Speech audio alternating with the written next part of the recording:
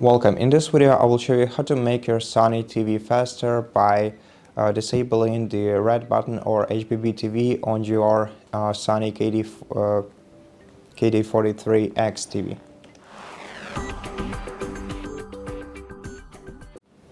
First of all, press the gear I button on your remote control, then select all settings, go to channels and inputs, then go to preferences for channels, and now select interactive application, and here disable the first option and go to the last one, which is HBB TV privacy settings.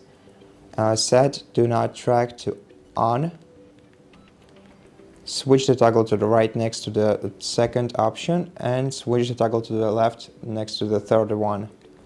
And that's it. Thank you for watching this video. If it helped you, please consider subscribing to our channel, leave us a like and a comment below, and I'll see you in the next one.